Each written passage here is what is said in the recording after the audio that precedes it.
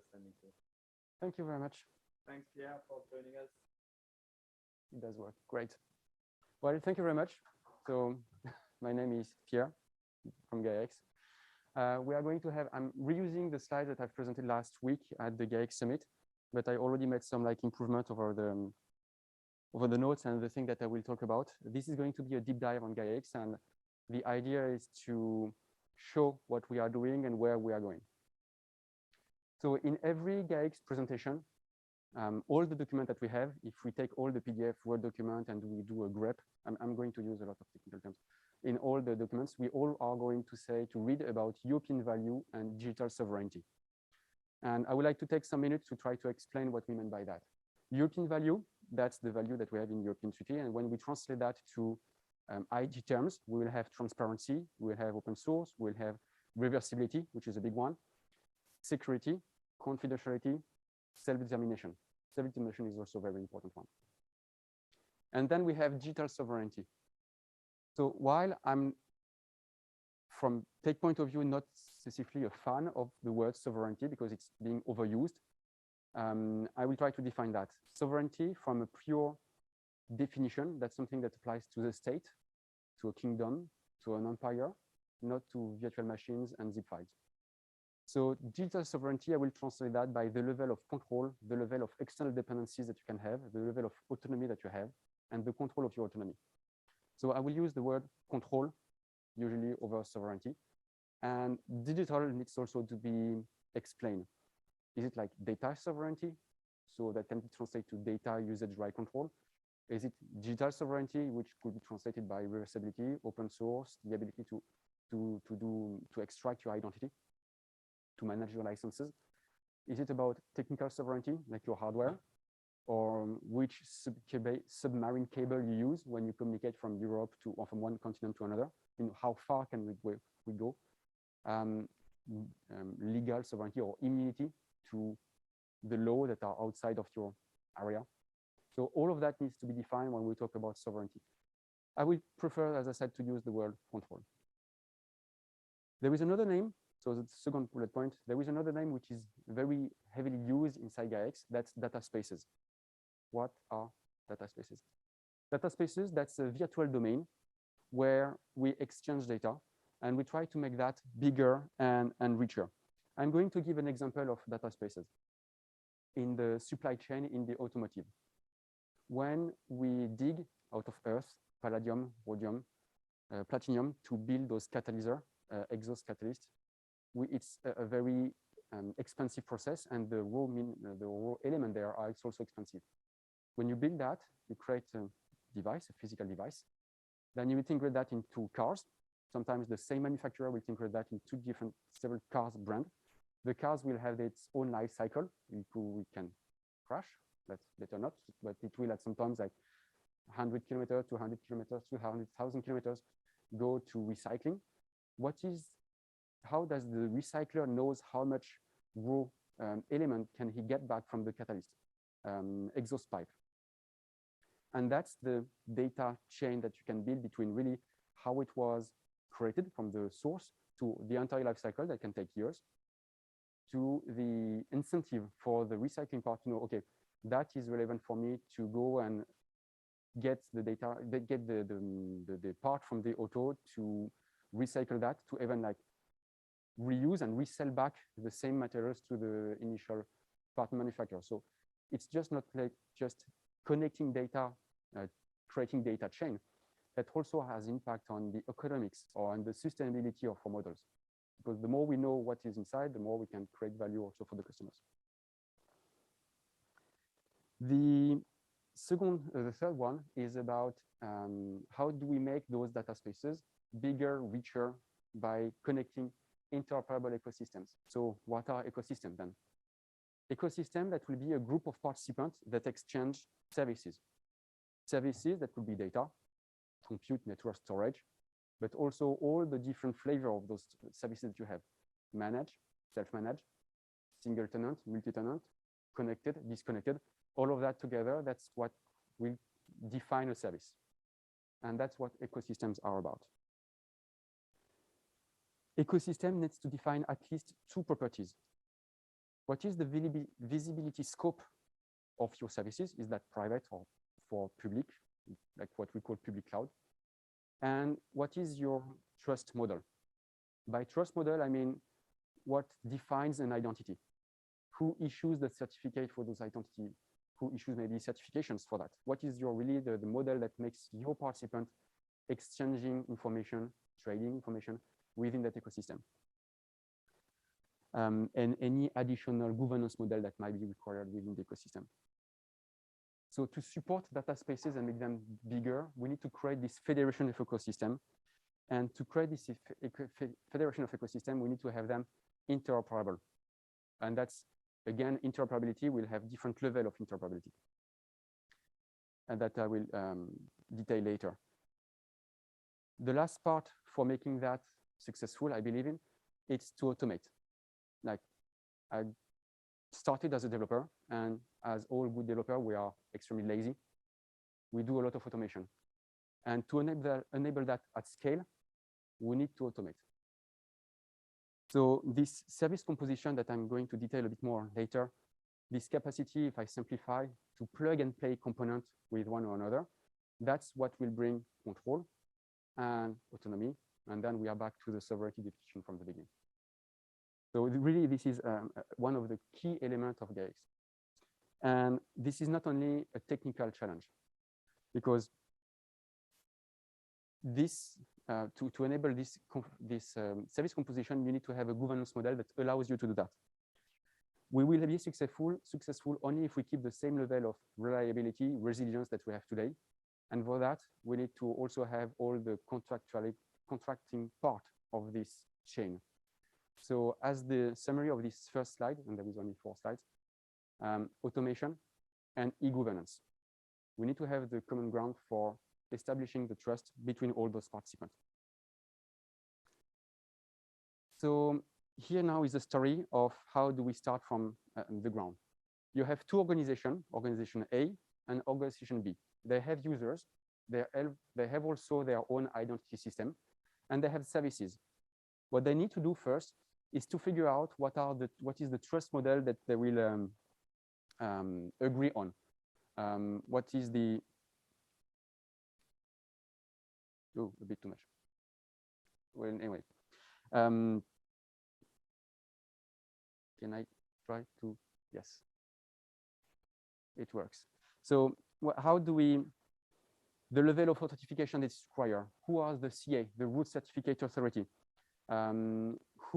Which rules issuer of those certificates should we consider? Once we have defined that, then we can go one level above and start defining what are the roles, the attributes, the services that you need to have. Typically speaking, all ecosystem we need to have kind of login interface. Decentralized, centralized, you need to have an identity.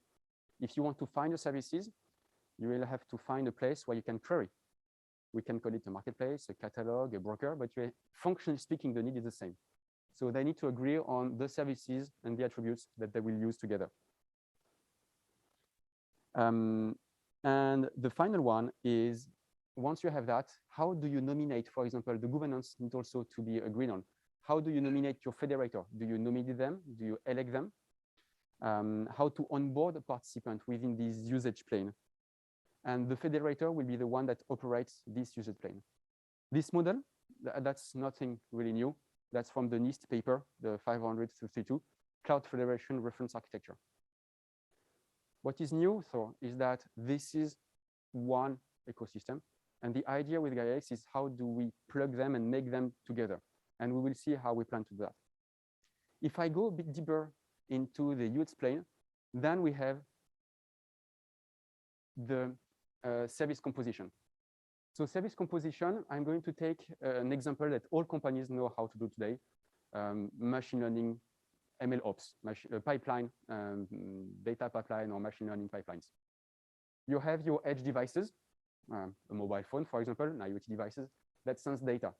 You want to join that data that you have from the devices, from the IoT, to a data set that is already coming from a cloud. Can be an application, can be a website. You join that, you train a model, for example, you have data augmentation, data cleaning, versioning, and so on. But to simplify it, you can train the model and then do the inference and save also the model in a database. Something very basic. Every organization knows and you can buy off-the-shelf offer that does that. The tricky part now is how you do that when you have not like one pipeline within one organization, but every element that belongs to one or different organization. So you don't have that into one organization, but 12. It means that between each of them, you need to have the deployment of the service. Is it compatible or not? Do you have data consent from the Data Governance Act, for example, that we know will come, and we are leveraging that and the document and the work that is being done there? And do you have interconnection, like network interoperability on the infrastructure layer also? So between every boundary, like a big horizontal line and 6 vertical ones, every time you cross a boundary, you need to negotiate that. Is my service deployable? Is that compatible? And do I have like the data lineage tracking? And of course, we need to have also all the rest to enable the business support, the provisioning, configuration, portability, interoperability, and so on. In terms of data, because we have the title was Gaia-X and AI, that is an important part. Data, you have data ingestion. Are we talking about a batch, a stream? How do you clean the data? When you train the model, in terms of visibility and explainability of the AI models, do you also share the hyperparameter that you've used to train your model? Do you also share where your data is coming from? Because you know that the same algorithm with the same hyperparameter, depending on the data that was used for training it, you might have a different bias at the end. So that's really important to explain the data model, where the data is coming from, and you need to have this tracking of what is being done. There is another thing that also is quite challenging. That's everything that relates to regulation or to legal contract. One of the basics when you exchange a service, that's TYB, know your customer, know your business, and the contracting part. We do believe that, again, to come back to the first point of my conclusion for the first slides, automation and e-governance. We need to have strong basis in Europe to enable contracting to be done in the most automated way. I've personal anecdote. I've lived many years in Estonia, where we all do things digitally. And I believe we have a lot to learn from there in terms of how we can speed up contract negotiation and signing compared to other countries, not to be named. The last, before the end, we have this summary now that I simplify with the 3 planes. And as I said, this model, the 3 models that are coming from this paper. So what about Gaia-X? If we want to have those models and those ecosystem stacks to communicate with each other, we need to find the sweet spot. By the way, I'm still realizing that I'm wearing my mask. I don't know if you hear me correctly. Yeah. Okay. Too late, I guess. We have defined, we need to find the sweet spot between how much Gaia-X can enforce in terms of specification to have that interoperable. Imagine that you have this stack, but many times. And how much do we let for the federators, the one that will operate really typically those virtual domains, to define. And for that, I have one issue with that slide that didn't fix.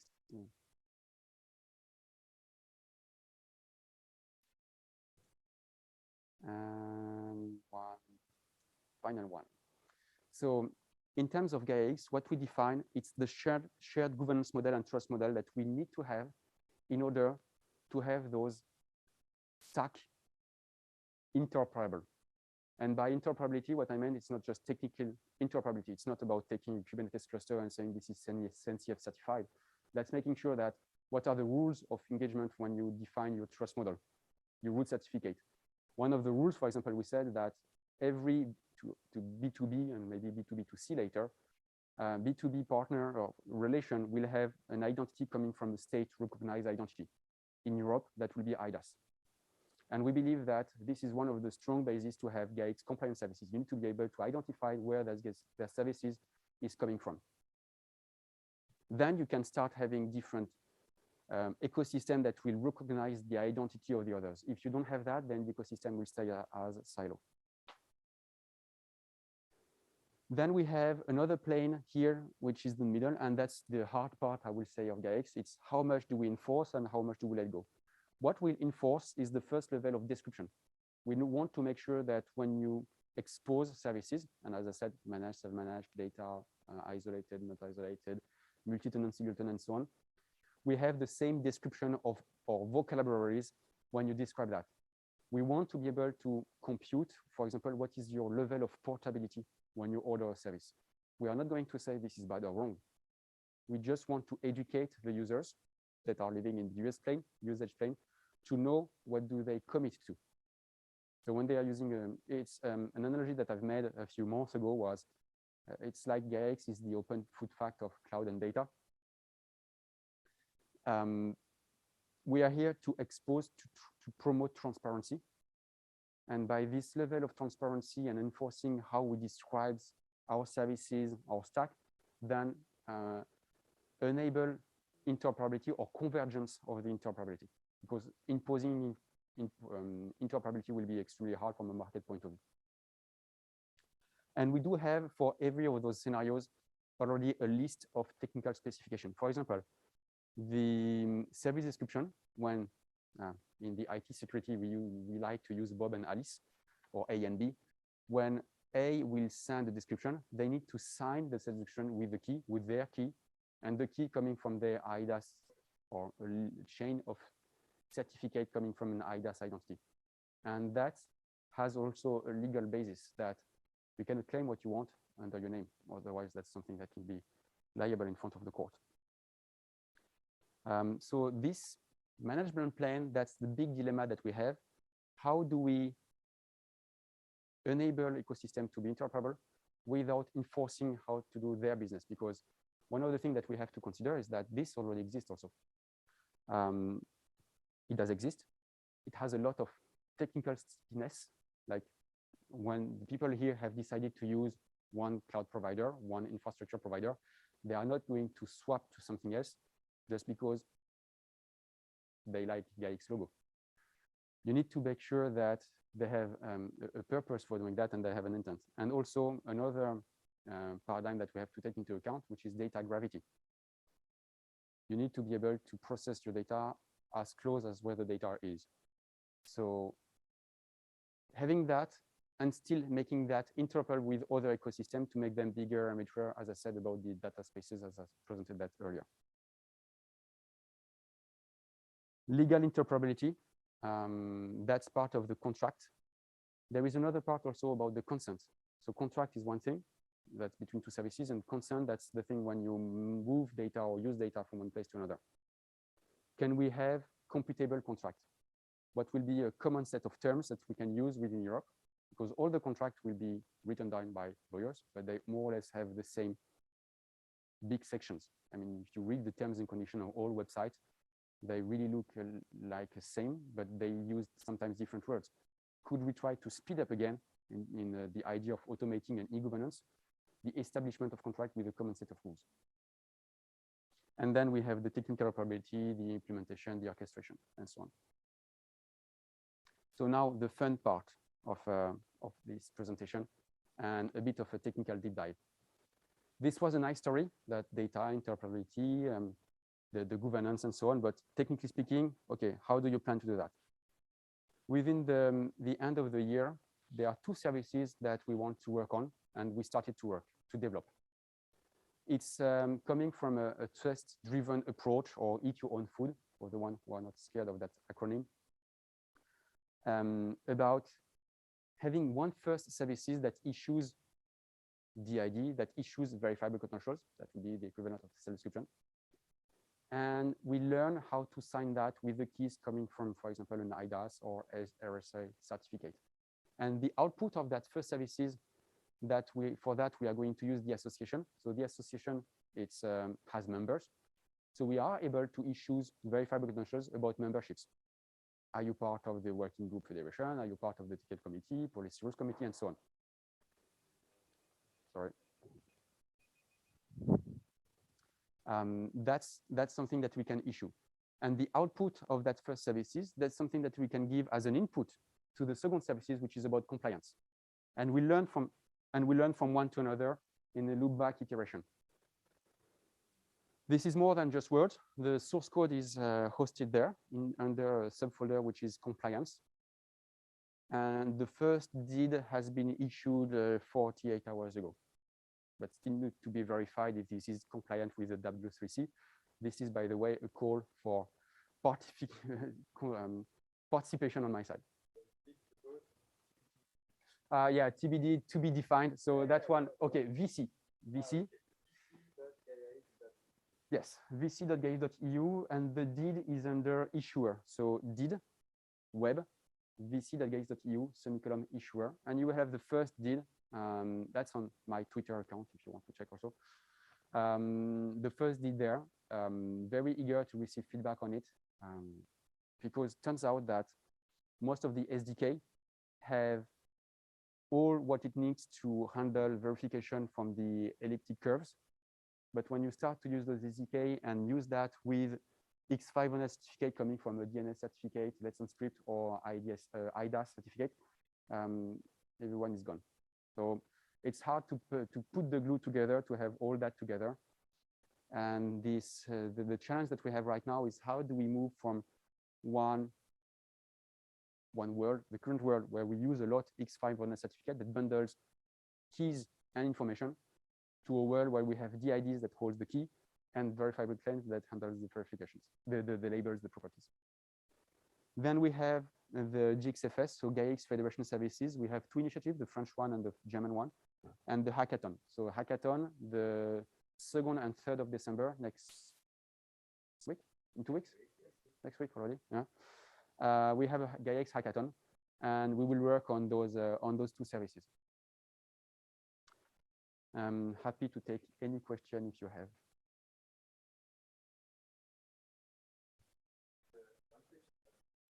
Yeah. It will be a virtual event. We consider a physical event, but for the same reason we had to do a hybrid mode here. We kind of hint that it will happen again. So we decided, okay, let's go full virtual again.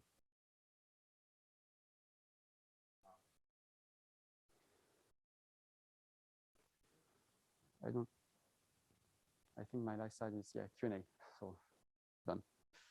Thank you, Pierre.